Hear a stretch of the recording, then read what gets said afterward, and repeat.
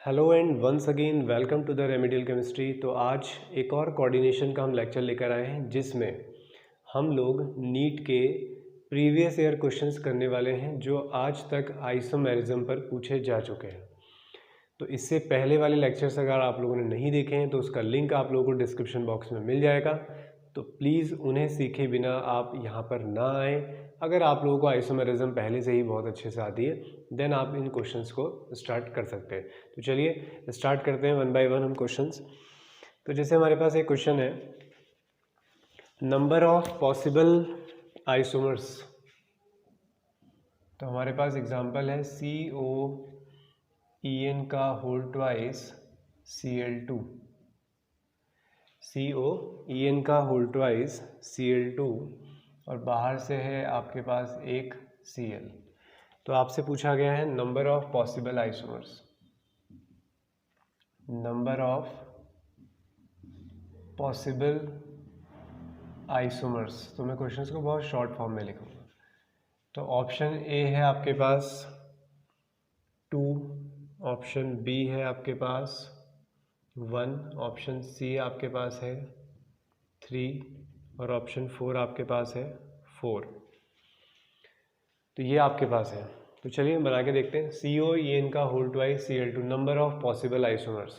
तो वो possible isomers हमारे ज्योमेट्रिकल भी हो सकते हैं, ऑप्टिकल हो सकते हैं, स्ट्रक्चरल हो सकते हैं। तो स्ट्रक्चरल आइसोमेरिज्म को चेक करते हैं। तो पहले हमारे जहन में आती है आयनाइजेशन आइसोमेरिज्म। क्या यहाँ पर अंदर और बाहर डिफरेंट आयन्स हैं? Answer is no. अंदर भी Cl है, बाहर भी Cl है, तो अगर आप Cl को एक्सचेंज करते हो तो कोई नया आइसोमर बनने वाला नहीं है, राइट। फिर आते हैं हम लिंकेज आइसोमेरिज्म को चेक करने। लिंकेज आइसोमेरिज्म के लिए मैंने बताया था कि एम्बिडेंट लिगेंड प्रेजेंट होने चाहिए। क्या यहाँ पर कोई एम्बिडेंट लिगेंड प्रेजेंट है? नो। तो इसका मतलब यहाँ पर लिंकेज आइसोमेरिज्म भी नहीं होने वाली है। उसके बाद हम चेक करते हैं हाइड्रेशन आइसोमेरिज्म। क्या आपको यहाँ पे कोई वाटर मॉलिक्यूल दिखा रहा है? Answer is no. इसका मतलब हाइड्रेशन आइसोमेरिज्म भी नहीं है। उसके बाद कोऑर्डिनेशन आइसोमेरिज्म थी। क्या आपको दो कोऑर्डिनेशन स्फीयर दिखाई दे रहे? नहीं सर, एक ही कोऑर्डिनेशन स्फीयर है। इसका मतलब कोऑर्डिनेशन आइसोमेरिज्म भी नहीं है। तो बेसिकली यहाँ पे कोई भी स्ट्रक्चरल आइसोमेरिज्म प्रेजेंट नहीं है। तो ऐसे ओवरऑल आप एग्जाम में भी चेक कर सकते हैं। अब बात करते हैं ज्योमेट्रिकल और ऑप्टिकल की। तो ये कौन सा केस है आपका? MAA2 A का होल ट्वाइस और ये B2। तो ये आपके पास केस है। तो फिलहाल मैं इसके हिसाब से बना देता हूँ इसे। COEN का होल ट्वाइस। तो आपके पास दो EN है। EN क्या होता है? Ethylene diamine. दोनों एटम क्या होते हैं? नाइट्रोजन। तो ये कुछ ऐसे होगा। और दो आपके पास Cl है। तो एक फॉर्म तो ये बन गई बच्चों। अब दूसरा बनाते हैं। दूसरे में क्या करेंगे? Cl और Cl को क्या करेंगे? एज सिंपल ट्रांस रख देते हैं। Cl और Cl ट्रांस, N और N भी क्या हो जाएंगे? आपके ट्रांस हो जाएंगे। तो ये दो आइसोमर इसके पॉसिबल हो सकते हैं। अब चेक करते हैं ऑप्टिकल आइसोमरिज्म। तो क्या इस एग्जाम्पल में मैंने आप लोगों को बोला था कि ऑप्टिकल आइसोमेरिज्म चेक कैसे करनी है? कि अगर यहाँ पे आप देखते हो तो मैंने बताया था कि ये तरीका बिल्कुल गलत है, क्योंकि एक बॉन्ड ऊपर से और एक बॉन्ड नीचे से है। तो मैं अब ज़्यादा डिटेल में नहीं जा रहा हूँ क्योंकि सारी चीज़ें मैंने देखना सिखा दी हैं। तो यहाँ पर एक ऑप्टिकल आइसोमेरिज्म एग्जिस्ट करती होगी। तो इसका एक और आइसोमर बनेगा जो इसी के जैसा दिखाई देगा, और दो आइसोमर ये हो गए। तो बेसिकली आपके पास ज्योमेट्रिकल आइसोमर हैं 2 और ऑप्टिकल आइसोमेरिज्म है 1। तो आपके पास टोटल स्टीरियो आइसोमर्स कितने आ गए हैं? 3। तो आपका आंसर हो गया है 3rd। क्लियर है? तो स्क्रीनशॉट ले लेंगे, फिर आगे बढ़ते हैं। तो इस तरीके से आप लोगों ने अप्रोच करना है। मैं दूसरे एग्जाम्पल की तरफ चलता हूँ। दूसरा एग्जाम्पल है हमारे पास, दूसरा क्वेश्चन है CONH3 का होल 6 और फिर दिया है CrCN का होल 6। इनका आइसोमर बना के दिया है। आपको पहचानना है कि ये कौन सी आइसोमेरिज्म दिखा रहे हैं। CrNH3 का होल 6 और यहाँ पर COCN का होल 6। तो ये दो आइसोमर आपको बना के दिए हैं। तो मुझे नहीं लगता कि मुझे ऑप्शन देने की भी ज़रूरत है। तो ये कैसे आइसोमर्स हैं? Coordination isomerism. तो जब आपको दो कोऑर्डिनेशन स्फीयर दिखाई देते हैं तो आपका आंसर होता है coordination isomerism. Clear? Next question देखते हैं। नेक्स्ट क्वेश्चन काफ़ी इंटरेस्टिंग है।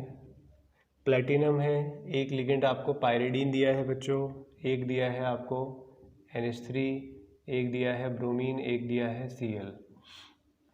तो बताइए कौन सा केस है ये, MABCD, ये वाला केस है। प्लेटिनम के कॉम्प्लेक्स जो होते हैं स्क्वायर प्लेनरी होते हैं, तो ऐसी कोई दिक्कत नहीं आएगी। टेट्राहेड्रल के लिए नहीं करवा रहे होंगे आपसे चेक एग्जाम में, ना ही कोई ऐसे ऑप्शन मिलेंगे आपको। तो ये 4 हैं आपके पास। तो इसमें मैंने क्या सिखाया था कि एक A रखो, B, C और D। अभी आपने A के सामने C को ट्रांस में रखा है, फिर एक बार आप A के ट्रांस में किसको रखो, B को रख दो। फिर एक केस बन जाएगा जिसमें आप A के ट्रांस में किसको रखोगे, C आ गया है, B आ गया है और ये आ गया D। ABCC 2 बार लिख दिया मैंने यहाँ पर, इट शुड बी D। ठीक है, तो एक बार A के सामने C है, एक बार A के सामने B आ गया है और एक बार A के सामने D आ गया है। तो एक को कांस्टेंट रख के बाकी को चेंज करते रहो, तो आपके पास 3 आइसोमर। जब मैंने सिखाया था तो मैंने बोला था कि आप डायरेक्ट आंसर कर सकते हो इसका, एक कॉम्बिनेशन इसका इसके साथ, इसका कॉम्बिनेशन इसके साथ, इसका कॉम्बिनेशन इसके साथ। तो टोटल आइसोमर कितने बन जाएंगे यहाँ पर, 3 आइसोमर बन जाएंगे। तो आपका आंसर हो जाएगा 3। क्लियर है। इसके बाद नेक्स्ट एग्जांपल देखते हैं। The existence of 2 different colour complexes with the composition of CONH3 का होल 4 Cl2। तो क्वेश्चन पूछा गया है आपसे कि हमारे पास CONH3 का होल 4 Cl2 है, उसके 2 अलग अलग कलर वाले कंपाउंड बनते हैं, तो इसके पीछे क्या रीज़न है। CONH3 का होल 4 Cl2।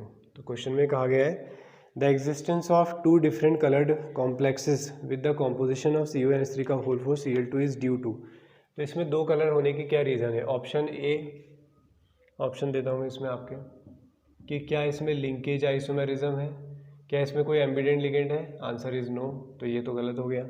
दूसरा है ज्योमेट्रिकल आइसोमेरिज्म, अभी चेक करते हैं।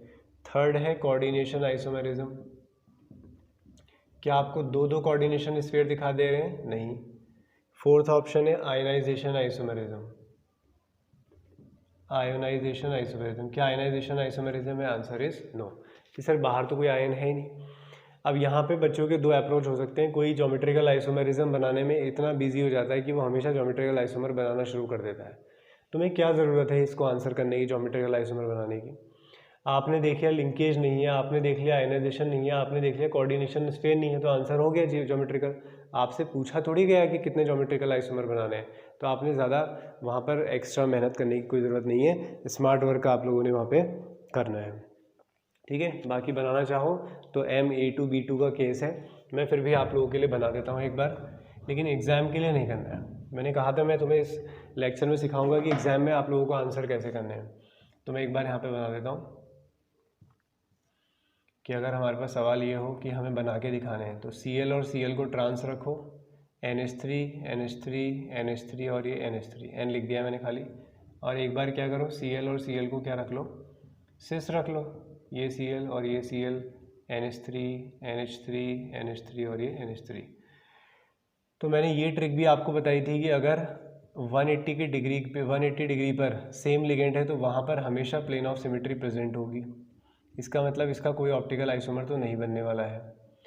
फिर यहाँ पर भी ऐसा ही है, 2 सेम लिगेंड 180 पर प्रेजेंट है, तो इसका मतलब यहाँ पर भी प्लेन ऑफ सिमेट्री प्रेजेंट होगी, कोई ऑप्टिकल आइसोमर नहीं बनने वाला। तो यहाँ पे सिर्फ 2 ज्योमेट्रिकल आइसोमर बनेंगे और कोई भी आइसोमर प्रेजेंट नहीं है। क्लियर। नेक्स्ट देखो।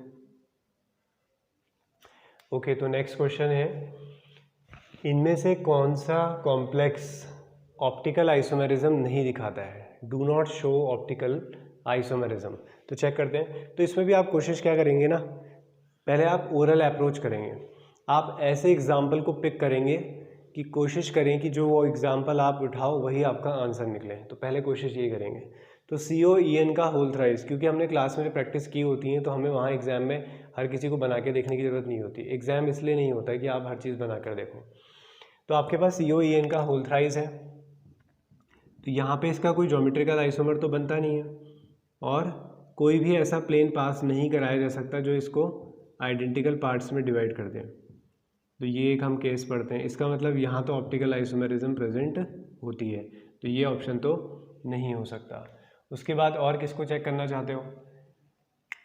क्या ये कॉम्प्लेक्स तुम्हें चमक रहा है या नहीं चमक रहा है? बताओ। चमक जाना चाहिए बेटा अब तो।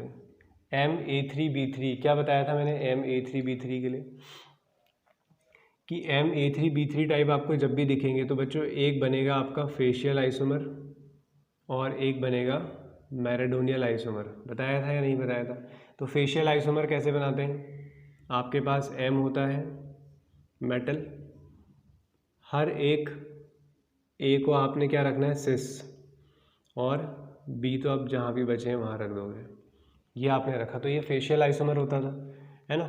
इसी की मैंने एक फॉर्म और बताई थी आपको बताना, एक फॉर्म और मैंने आपको बताई थी कि इनको सिस रखने का तरीका एक A और एक A, ये B और ये B और ये B। अब जिसने पहली बार डायरेक्ट यहीं पे अप्रोच कर लिया है और उसे फेशियल और मैराडोनियल नहीं पढ़ा है, तो प्लीज़ जाके पहले वो वीडियो देखो, चाहे उसकी स्पीड बढ़ाकर देखो, लेकिन सारी चीज़ें एक बार सीखो। ये इमेजिनेशन वाले टॉपिक हैं, ऐसे हवा में नहीं होते, टाइम देना पड़ता है इसके लिए। तो ये देखो, अब इसे यहाँ से आप काट दो तो ये दो इक्वल पार्ट में डिवाइड हो जाएगा, बिल्कुल हो जाएगा कि सर इधर भी A है, इधर भी A है, इधर B, ये A भी आधा हो जाएगा, ये B भी आधा हो जाएगा। तो यहाँ पर प्लेन ऑफ सिमेट्री प्रेजेंट है, ये तो ऑप्टिकल आइसोमर नहीं दिखाता है। इसका मैराडोनियल बना लेते हैं। मैराडोनियल कैसे बनता है कि दो सेम लिगेंड आपको 180 पर रखने हैं। A और A को तो आपने 180 पर रखना है, तीसरा A कहीं भी लगा दो, ये बनेगा एक। तो एक बन गया फेशियल और एक बन गया मैराडोनियल। और मैंने बोला है आप लोगों से कई बार, अगर सेम लिगेंड्स 180 पर हैं तो वहाँ पे तो प्लेन ऑफ सिमेट्री हमेशा ही प्रेजेंट होगी। इसका मतलब यही था वो एग्जांपल जिसमें दोनों ही केसेस में हमारे पास प्लेन ऑफ सिमेट्री प्रेजेंट है। इसका मतलब ये ऑप्टिकली क्या है, इनएक्टिव, यानी कि ऑप्टिकल आइसोमर नहीं बनाता है। अब बाकी को तुम बनाकर चेक कर लो। ये वाला एग्जाम्पल भी अभी हम लोगों ने सॉल्व किया है, COEN का होल ट्वाइस, तो ये N और ये N, ये N। तो ट्रस्ट में आप क्वेश्चंस अच्छे से समझ के बनाएंगे तो कई सारे एग्जांपल्स ऐसे होंगे आपको पेन चलाने की ज़रूरत ही नहीं होगी। मुश्किल से एक ऑप्शन दो ऑप्शन को आपको वेरीफाई करना होगा, बाकी आप बोल दोगे ये तो हम क्लास में 10 बार बना कर आए हैं। तो ये देखो अभी सीखा था मैंने, मना किया था ना ऐसे काटने के लिए इसे कि ये गलत है तरीका, तो इसका मतलब ये भी ऑप्टिकली एक्टिव है, ये भी ऑप्टिकली एक्टिव हो जाएगा। इसको भी चेक कर लेना, कोई दिक्कत नहीं है, यहाँ पे हमने चेक कर लिया। तो ये अब हर एक एग्जांपल बना के देखने की ज़रूरत नहीं है हमें। नेक्स्ट क्वेश्चन देखते हैं। Okay, so this is our next example, next question in fact. तो इसमें चेक करते हैं, इसमें भी आप कोशिश करेंगे कि आप डायरेक्ट ढूंढ के निकाल लें। तो मुझे बताओ इसमें से हम किसको एलिमिनेट कर सकते हैं? एलिमिनेशन मेथड लगाओ ज़रा। ये तो कोऑर्डिनेशन आइसोमर है, हमसे क्या पूछा गया, which of the following will give the pair of enantiomer. Enantiomer मतलब कैसा होना चाहिए, ऑप्टिकली एक्टिव होना चाहिए, यानी कि ऑप्टिकल आइसोमर दिखाना चाहिए। अब ये तो कोऑर्डिनेशन आइसोमर है, ये भी कोऑर्डिनेशन आइसोमर है, इसको चेक करो और इसको चेक करो, जो आपको ईजी लगता है। अगर ये नहीं आ रहा होगा तो ये होगा, ये आ गया तो फिर बात ही खत्म हो गई। तो मुझे लगता है ये आसान लग रहा होगा आपको। दो एग्जाम्पल अभी देख चुके हो यार, अब पेपर में आएगा तो क्या तुम्हें दिखाई नहीं देगा? अब तुम खेल करोगे पेपर में बना के इसके। तो N तीसरी बार बनवा दिया तुम लोगों ने मुझसे, तो ये, और मैंने अभी मना किया है ऐसे नहीं काटना है। इसका मतलब यही है ऑप्टिकल आइसोमर बनाने वाला। तो इसका एक इनएंशियोमर पेयर यहाँ पर प्रेजेंट होगा। आई होप क्लियर हो गया होगा। नेक्स्ट क्वेश्चन है तुम्हारे पास, CONH3 का होल 4 NO2 का होल ट्वाइस, बाहर से Cl।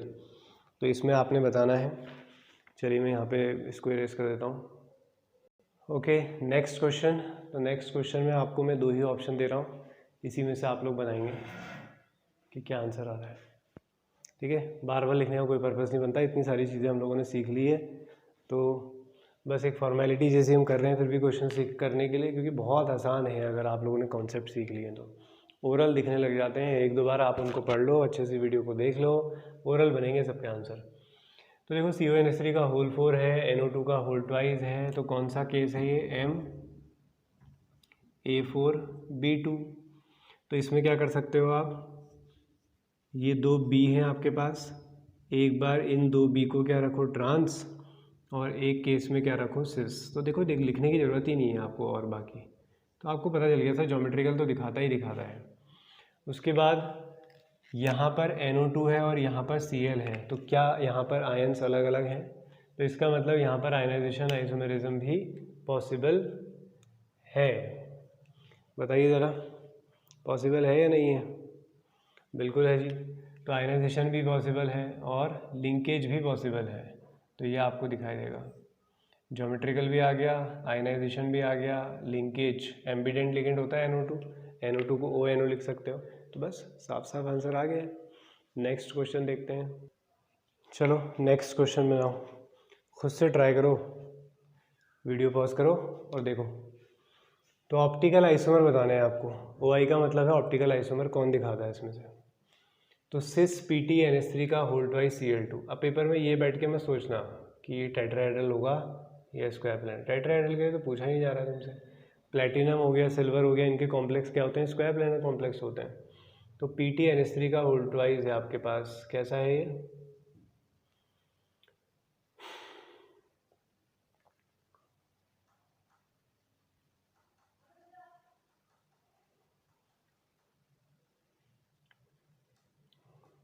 इसको देखो हम कैसे एलिमिनेट कर सकते हैं।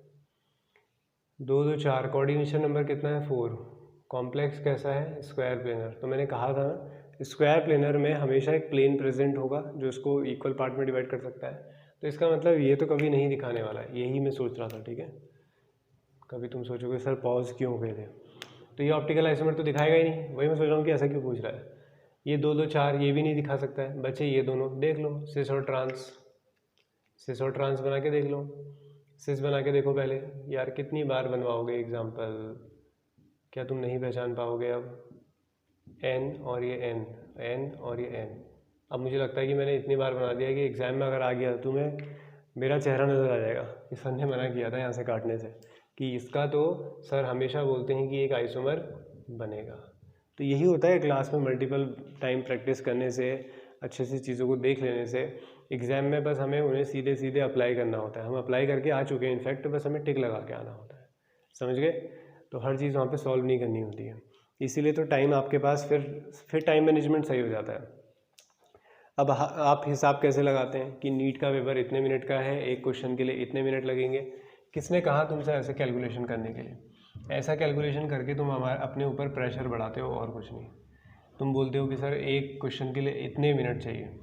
तो जो क्वेश्चन तुमने क्लास में 10 बार किया होगा, अगर तुम्हें पेपर में CH4 का हाइब्रिडाइजेशन पूछेगा, तो क्या तुमने अगर एक क्वेश्चन के लिए 1 मिनट डिसाइड किया तो 1 मिनट लगाओगे? बोलो, क्या सीधे टिक लगा के आगे नहीं चले जाओगे?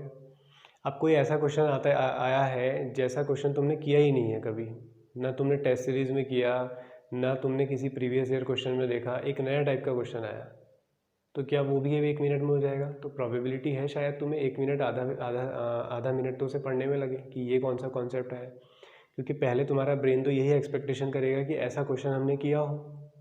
अब तुमने तो किया ही नहीं है। अब तुम्हारा 1 मिनट जैसे ही हुआ तुमने कहा यार टाइम लिमिट तो ख़त्म होने लगी है, तो ऐसे थोड़ी बनेगा। आप दो उसको 2-3 मिनट, आप कहीं और पे एडजस्ट कर चुके हो उसको, तो ऐसा नहीं होता बेटा। सब एक जैसे थोड़ी होते हैं जिसको हर 1 मिनट आप फिक्स कर दोगे। तो ये स्ट्रेटजीज आप लोगों की काम आती है कि आपने क्लास में पहले कितनी प्रैक्टिस की हुई है। चलिए नेक्स्ट क्वेश्चन पे आते हैं। तो नेक्स्ट क्वेश्चन है, octahedral complex will not show geometrical isomer, कि कौन सा कॉम्प्लेक्स है जो ज्योमेट्रिकल आइसोमर नहीं दिखाएगा। पहला एग्जांपल दिया है MA2B2, दूसरा दिया है MA5B, और तीसरा दिया है MA2B4, और चौथा आपको दिया है MA3B3। मुझे लगता है MA3B3 को तो आपने काट दिया होगा सर, इसके तो फेशियल और मैराडोनियल देखे ही हैं सर हमने। ठीक है, MA2B2 में भी A और A को क्या रख लोगे? ट्रांस, B और B को ट्रांस, और एक केस क्या बन जाएगा? A और A आपके सिस हों और B और B भी क्या हों? आपके सिस हों। एक केस ये बन जाएगा। MA5B है यार बच्चों, कैसी बात करते हो तुम लोग? तुम्हारे पास मैंने क्लास में बताया भी था बड़े इंटरेस्टिंग ढंग से इसे, कि तुम्हारे पास 5 A है और 1 B है। अब तुम B को यहाँ रखो, यहाँ रखो, यहाँ रखो, तो सभी जगह आपको बी कितना भी चेंज कर लो हमेशा ए के सामने ही आएगा। इसका मतलब ये कोई ज्योमेट्रिकल आइसोमर दिखाने वाला नहीं है। This is your final answer. Next, ऐसे बच्चे जैसे सवाल होंगे अगर आपने एक बार मेहनत कर ली है तो। नेक्स्ट क्वेश्चन है आपके पास मैक्सिमम नंबर ऑफ आइसोमर। अब ये क्वेश्चन आया है जिसमें आप सोच सकते हो कि सर ऐसा लगता है कि इसमें ज़्यादा टाइम लग जाएगा। मैक्सिमम नंबर ऑफ आइसोमर, चलो मैं लिखता हूँ, आप सबके लिए बना के देखेंगे। CONH3 का होल 4 Cl2, शुरू हो जाओ, बनाने लग जाओ तुम लोग। फिर है NiEnNH3 का होल 4, और उसके बाद है NiC2O4 En का होल ट्वाइस। अच्छा, ये क्वेश्चन में मुझे कुछ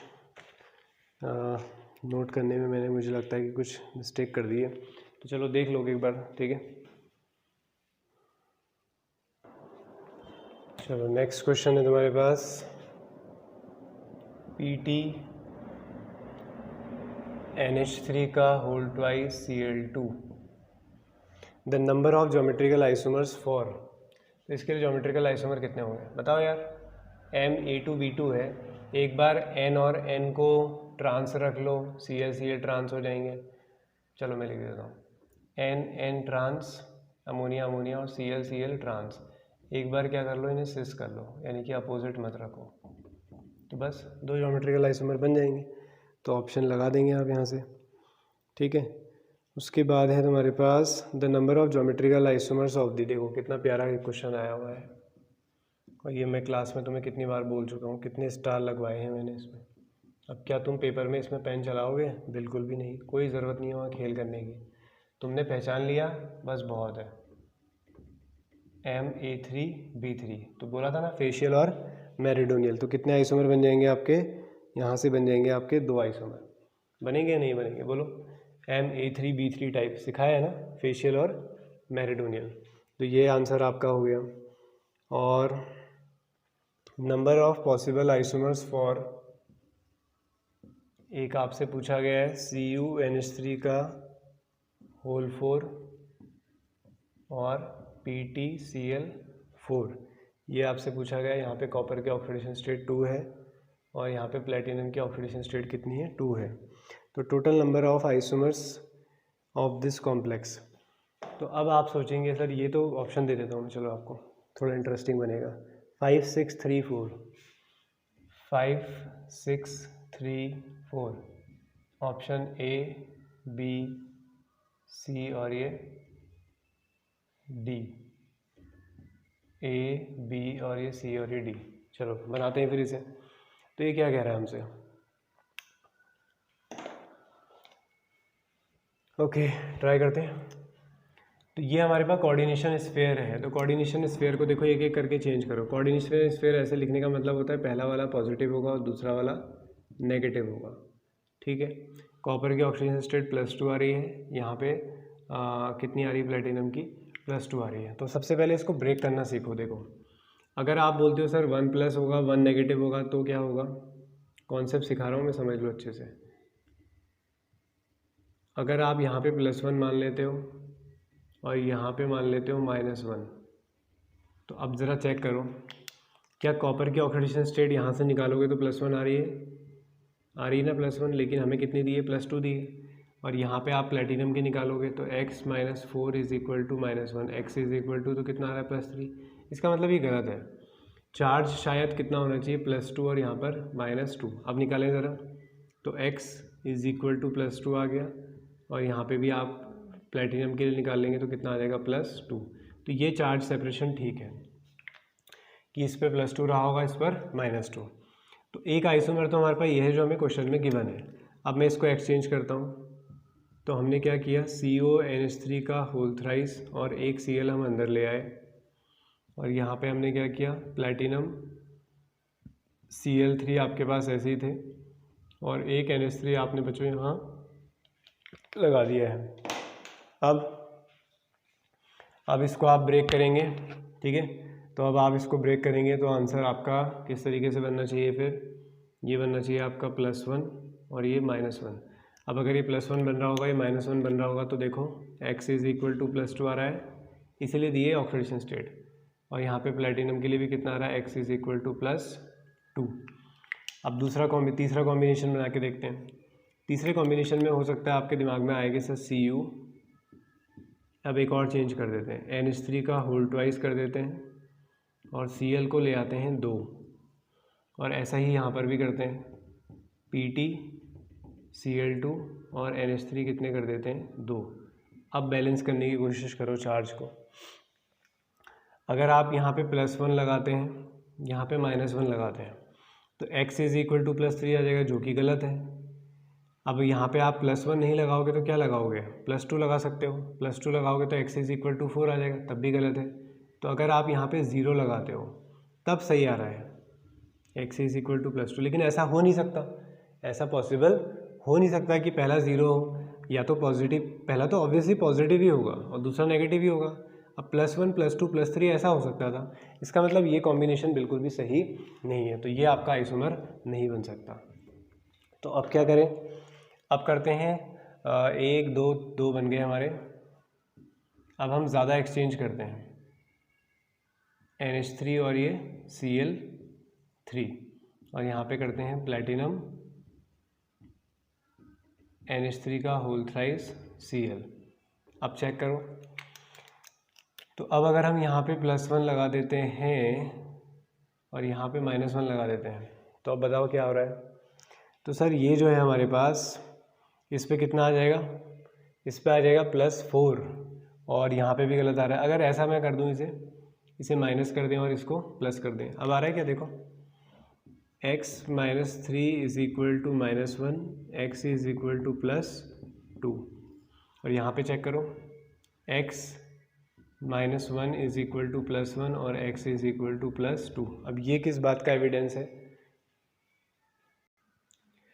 ठीक है। तो बच्चों ये किस बात का एविडेंस है कि ये अब हमें रिवर्स कर देना चाहिए, यानी कि ये आइसोमर ऐसा बनना चाहिए, Pt NH3 का होल थ्राइस Cl, और ये होना चाहिए आपका Cu NH3 और ये Cl3, तब ये +1 बनेगा और ये -1। अब लास्ट सब एक्सचेंज कर दो, तुम्हारे पास आ गया है Pt, ठीक है, सारे के सारे एक्सचेंज कर दो, तो कितना बन जाएगा आपके पास। तो ये आंसर इसका आ रहा होगा तुम्हारा 4 आ रहा होगा, क्योंकि एक आइसोमर और बनेगा जिसमें हम सारे एक्सचेंज कर देते हैं। एक बार मैं आंसर वेरीफाई कर देता हूँ, फिर आप लोगों को समझा देते हैं। तो हाँ ठीक है, बिल्कुल ठीक। तो अब कर दो Pt NH3 का होल 4 और दूसरा कर दो यहाँ पर CuCl4।